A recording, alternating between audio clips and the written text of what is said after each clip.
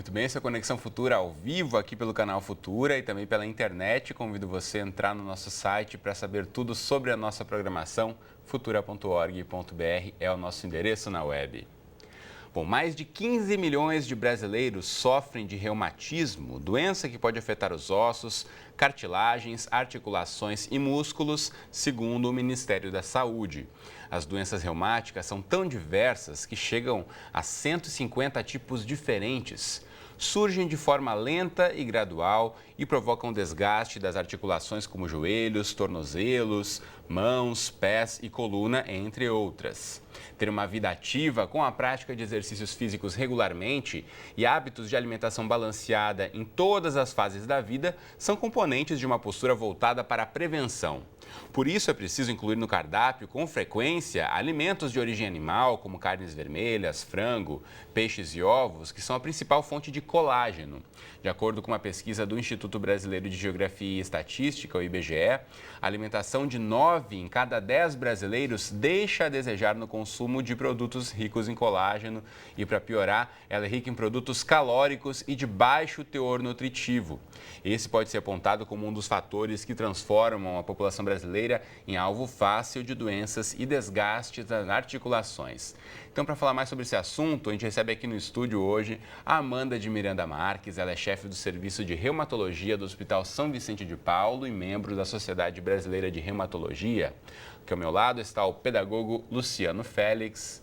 E também conosco no estúdio está o Ângelo Melo, ele é fisioterapeuta, membro do Instituto Tratamento da Coluna Vertebral de Ipanema. E você em casa, como sempre, também é nosso convidado, então aproveite aí para tirar todas as suas dúvidas, participe da conversa mandando mensagens, comentários e opiniões para a gente. Se você tem dúvidas aí de como cuidar melhor das suas articulações, mande sua mensagem para a gente, primeiramente na internet, no facebook.com/canal Futura Oficial. Você já encontra aí na sua página, na tela do computador. Você pode curtir, comentar, compartilhar aqui os nossos posts e deixar registrada aí a sua questão. Também pela internet, aproveite o Twitter, o microblog para mandar mensagens para a gente, marcando aí com o perfil @canal Futura. Ou pegue o bom e velho telefone e ligue aí no 0 Operadora 21 3523 4098. Aproveite aí os 25 minutos que vem pela frente para mandar o seu recado e tirar a sua dúvida. Enquanto eu dou as boas-vindas aqui aos nossos entrevistados, tudo bem com vocês? Bem-vindos à Conexão. Obrigado. Tudo bom? Obrigado. Quero começar ouvindo a Amanda aqui. A gente fala muito em articulações, né? E muita gente em casa pode se perguntar qual é a função de fato da articulação. Se eu não cuidar bem dessa parte do meu corpo, que problemas eu vou ter? A gente ouve muito falar em artrite, artrose, mas para que serve? O que são as articulações, Amanda? As articulações são as conexões entre os ossos, né? Então elas têm importância fundamental, tanto na fase de crescimento, porque só porque elas existem é possível que o osso cresça, né? E a gente se desenvolva, como ao longo de toda a vida. Toda a movimentação, né, toda a flexibilidade que o corpo tem, ela decorre dessa articulação entre os ossos e toda uma estrutura que estabiliza essa articulação para poder fazer o movimento. E o joelho é uma das partes mais sensíveis nesse sentido, já que acaba recebendo muito impacto da nossa locomoção na hora de caminhar, na hora de correr? Falando de artrose, que é uma doença degenerativa, né? O joelho, o quadril, a coluna lombar costumam ser as articulações mais comprometidas, porque são as que carregam o nosso peso ao longo de toda a vida e as que carregam todo o impacto que a gente coloca nelas, né? Bom, e a coluna, de fato, é um problema sério. Aí, grande parte da população brasileira, segundo o Ministério da Saúde, já teve ou ainda vai desenvolver algum tipo de problema na coluna em algum momento da vida. Então, tem que cuidar aí desde cedo, desde pequeno. O Luciano, que está aqui ao meu lado, passou por um problema de coluna e eu quero saber de você, quando começou a sentir os sintomas, Luciano? Você sempre teve um problema de coluna ou foi em algum momento ali que você sentiu, me esforcei demais, sobrecarreguei a coluna e começou o problema? Não, na verdade, esse problema começou mais da minha atividade, né? Da atividade que eu desenvolvo. Então, esse problema... explicando para quem está em casa... casa... Eu sou pedagogo, mas eu participei durante muito tempo de uma atividade militar. Então, eu fui militar durante um período grande da minha vida Então aí foi desencadeando esses problemas maiores, né? Mas eu posso dizer sim, que na verdade ele começou lá há 10 a 12 anos atrás, né? Foi onde eu comecei a sentir realmente essas dores que eu havia sentido. Hoje eu posso te dizer que não está tão como estava, né? Justamente por causa desse tratamento que eu estou fazendo agora. Entendeu? Mas você teve um excesso de esforço físico, então é o que você consegue relacionar ao começo do seu problema? Sim, eu posso caracterizar também com o esforço físico, não só com o esforço físico, mas também pela má postura.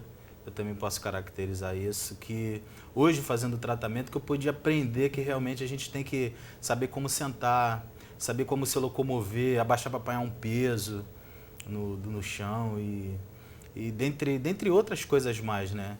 Que a gente tem que fazer, não só os exercícios físicos também, né?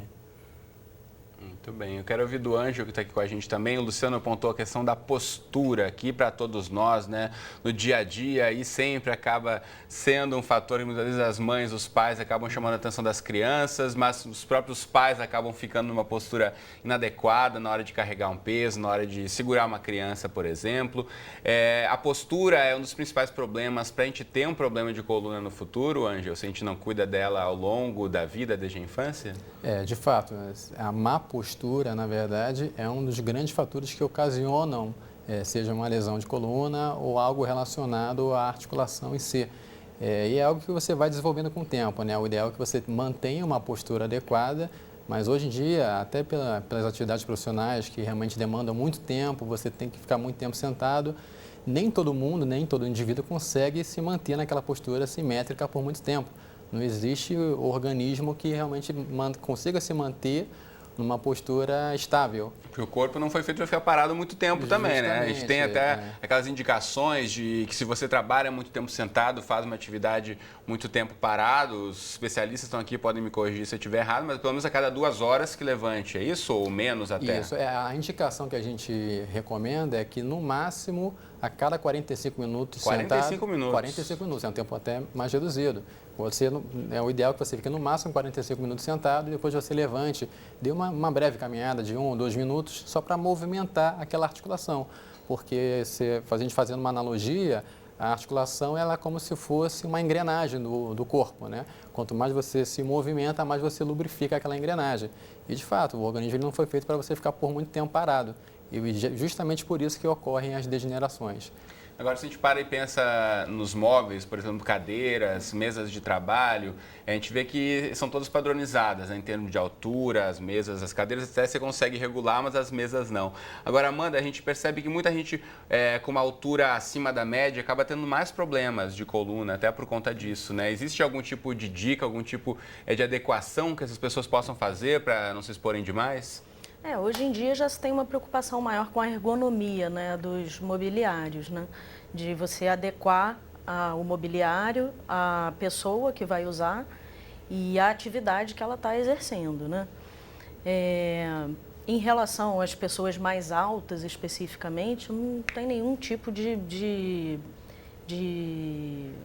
dica, né. O importante é ter isso em mente, que a gente não foi feito para ficar parado. Então, o ideal, o máximo é 45 minutos, né? Mas o ideal é que a cada 10, 15 minutos você se levante, faça um alongamento ou vá simplesmente tomar um cafezinho. Já tem estudo que mostra que simplesmente as pessoas que são mais inquietas no trabalho, que toda hora levantam ou vão na Xerox ou tomam um cafezinho, costumam ter menos dor osteoarticular do que as que ficam o tempo todo ali. É engraçado, a gente fala em postura e todo mundo na hora já se ajeita, né, na cadeira. Isso, Luciano, você que já passou por um problema mais sério de coluna, você começou a falar isso com seus amigos, você começou a perceber que o pessoal começa a ficar mais atento também na hora de cuidar da coluna, na hora da postura também? Realmente, o que eu pude entender, que eu pude observar realmente foi isso, que à medida que você vai conversando, conforme você vai até dialogando com essas pessoas, você vê que, como você falou, o cara já se arruma na cadeira, já dá entendeu? Já começa a andar diferente. Eu, na verdade, eu tive que aprender a refazer alguns hábitos que para mim eram muito comuns, né? Por exemplo? Como, por exemplo, você escovar o dente. A maioria das pessoas, quando para diante do espelho para escovar o dente, escovar os seus dentes, ela geralmente tende a abaixar, entendeu? Dependendo lá da altura que o espelho estiver, ela tende a dobrar a coluna. Então eu aprendi que eu não poderia mais fazer isso. Até de repente abaixar para alguma coisa no chão, eu aprendi que eu teria que abaixar dobrando, na verdade, o joelho. Entendeu? Eu acredito que, eu vou até deixar com o especialista que vai falar melhor disso aí em relação ao joelho, eu acredito que é melhor que sofra o joelho do que sofra a coluna. É isso mesmo, Ângelo? O pensamento é esse, porque na verdade o Luciano ele está colocando uma situação que é muito comum, né? O sujeito que ele vai escovar o dente, ele se inclina para frente e deixa o joelho esticado. Dessa maneira, a pressão na coluna é muito aumentada. Quando você faz uma pequena flexão do joelho, você já quebra aquela tensão já vai sendo dissipada para outras articulações. Isso acho que, na verdade, para qualquer tipo de objeto que você vai pegar no chão, né, a gente sempre indica aqui, não dobrar a coluna, né? Você tem que se abaixar, usa o joelho um pouquinho, baixa um pouco mais, deixa a coluna ereta. Acho que seria alguma coisa para ter sempre em mente, né? A ideia é justamente essa, você tentar quebrar essa tensão, tentando dividir essa tensão para outras articulações. Você dobra um pouquinho o joelho e você já minimiza a pressão que a coluna recebe. Isso já é já traz muitos benefícios e você impede com que a coluna continue sendo lesionada. Bom, a gente estava falando no comecinho do programa sobre prevenção, eu citei aqui a questão da alimentação, que o brasileiro acaba não se alimentando tanto com produtos que forneçam colágeno para a sua dieta. Já tem perguntas chegando aqui sobre isso e aproveito a chamar você de casa aí para mandar o seu recado, tirar a sua dúvida pelo Facebook, pelo Twitter ou pelo nosso telefone.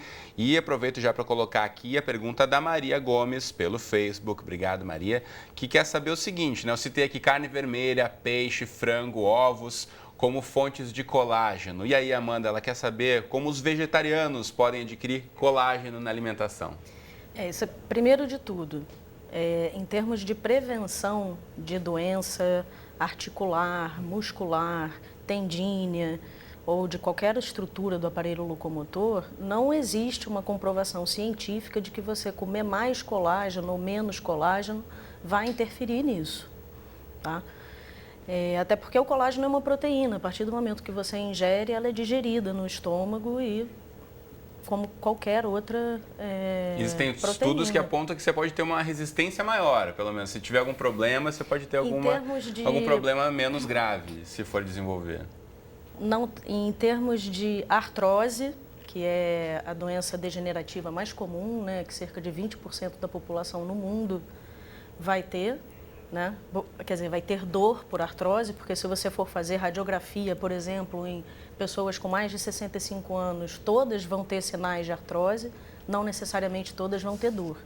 Mas isso para a medicina ainda é uma incógnita. O que é capaz de reduzir a progressão do dano articular, né?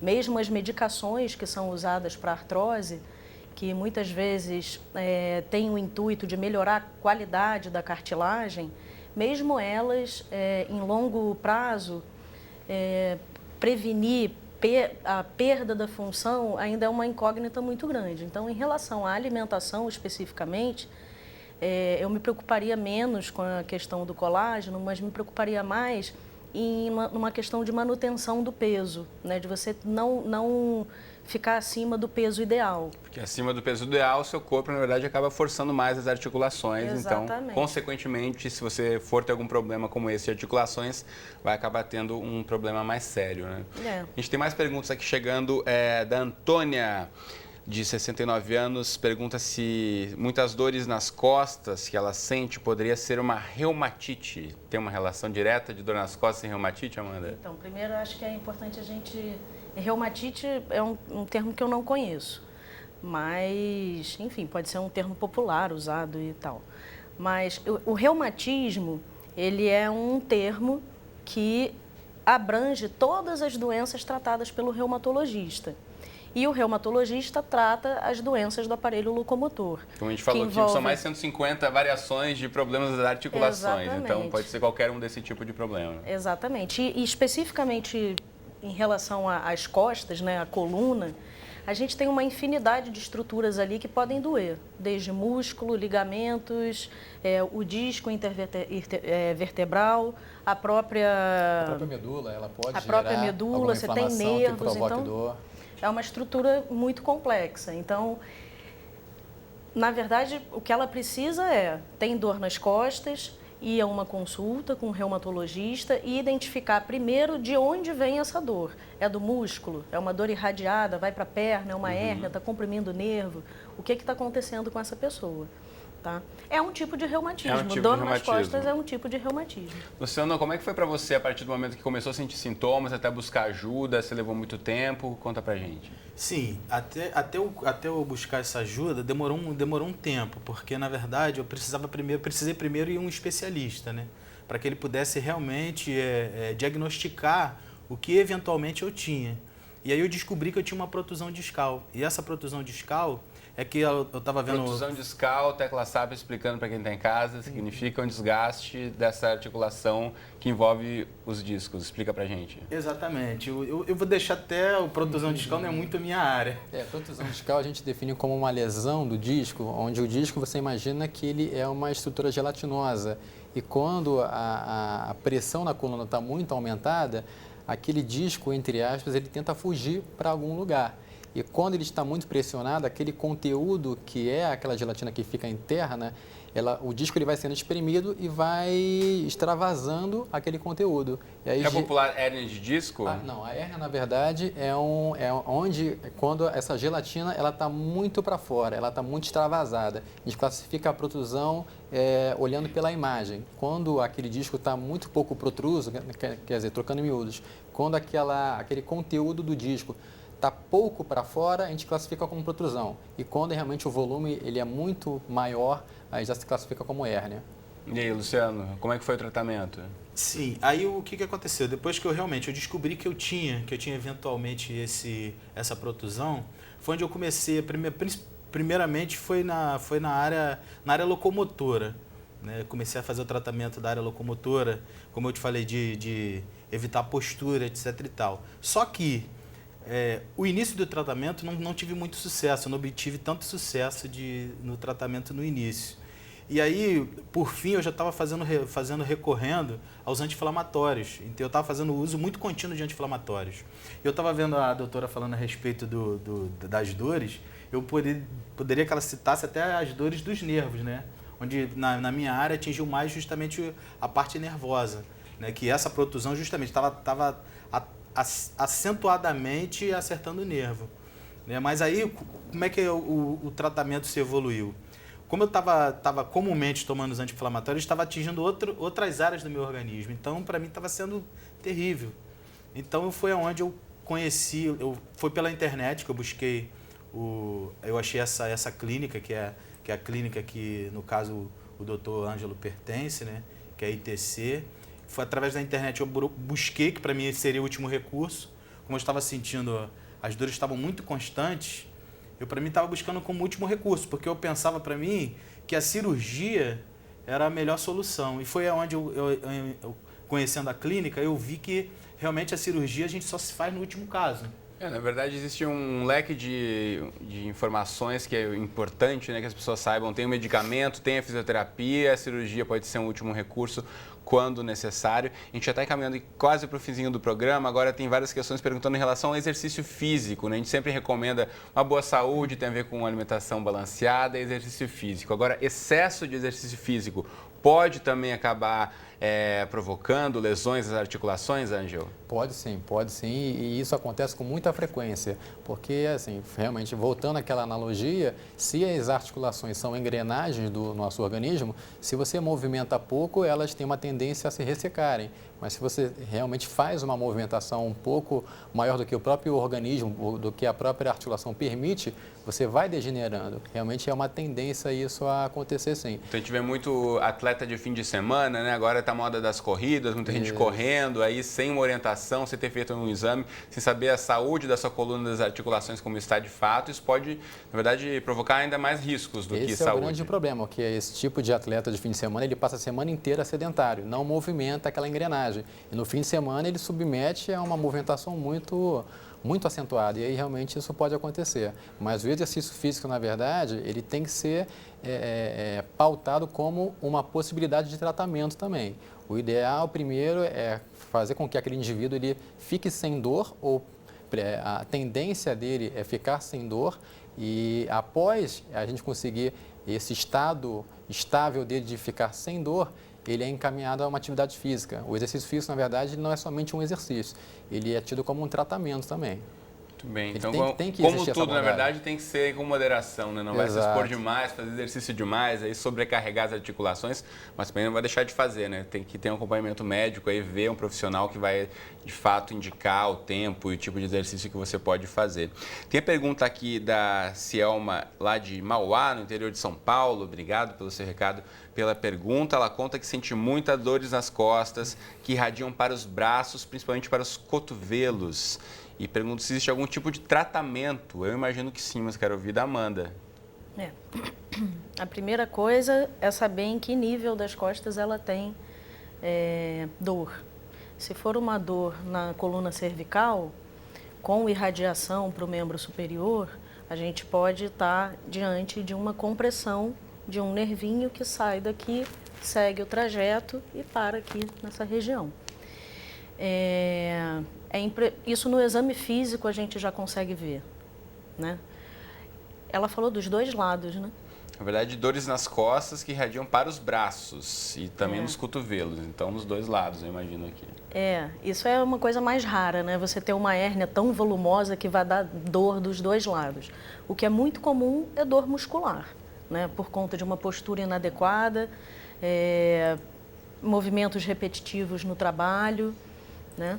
Mas pensando em dor que vai da coluna e irradia para o membro superior, necessariamente a gente tem que afastar uma compressão de nervo. Isso no exame físico, com o exame neurológico, com o exame osteoarticular, a gente já consegue saber se existe esse comprometimento e se é por esse caminho que a gente vai, ou se não, se é simplesmente uma contratura muscular, ou se a dor no cotovelo não tem nada a ver com o pescoço, se é uma epicondilite. Então, a indicação para a Cielma é que, de fato, pare de sentir dores e vá ao médico. Vai buscar ajuda de um especialista aí para poder ter uma qualidade de vida melhor. Tem várias perguntas chegando para a gente aqui. Tem o Rodrigo Flório, tem o William, tem a Kátia, o Marcelino. Em geral, todos querem saber, de certa forma, como tentar prevenir ou ter alguns cuidados ao longo da vida para não ter esse tipo de problema na velhice. Lembrando que não é só na velhice, né? Se você não se cuidar, não cuidar bem da saúde, da articulação, da coluna, em qualquer idade você pode ter algum tipo de problema.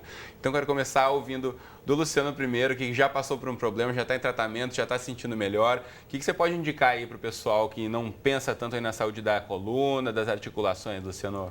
Bem, eu digo o seguinte, que a coluna em si, ela é muito importante em todos os momentos da nossa vida. Então, até quando a gente faz uma atividade física sem pensar na coluna, provavelmente a gente vai sofrer muito, vai sentir muitas dores. Então, o que eu posso dizer é o seguinte, que antes da gente fazer qualquer atividade física, fazer qualquer tipo de exercício, a gente buscar o especialista, né? Não fazer assim de qualquer jeito, né? A gente estava conversando a respeito disso até nos bastidores ainda há pouco, que a gente sempre tem que, antes de fazer qualquer atividade, a gente estava falando a respeito de se aquecer ou deixar de aquecer. Então, a gente estava se desmistificando esse pré-aquecimento, que se deve se aquecer, se não deve se aquecer ou não. E aí, deve ou não deve, o que a gente estava conversando era em relação a alongamento / fortalecimento. O que na verdade, o que é mito, o que realmente tem a validade científica. E o que é citado hoje pelas pesquisas científicas é de que o alongamento ele não previne lesões, tá? Na verdade, o alongamento ele só vai gerar um relaxamento muscular, entre aspas. O ideal é você aquecer aquela articulação antes de iniciar uma atividade física propriamente dita. O aquecimento, sim, vai funcionar como uma prevenção. Muito bem, a gente tem muito assunto ainda para tratar sobre articulações, mas o programa de hoje já acabou, o que é um problema para você de casa que não conseguiu solucionar todas as dúvidas, mas a gente vai voltar aqui a esse assunto com certeza. Então, Ângela, Amanda e Luciano, muito obrigado pela presença na Conexão de hoje. a gente Obrigado a você. Muito bom. Você de casa, obrigado pela companhia de sempre. Espero você aqui de segunda a sexta ao vivo, às 2h30 da tarde. Nas representações, 00:30 e 7h30 da manhã. Ou qualquer hora do dia e da noite, no site do Futura. Um abraço para você e até o próximo Conexão.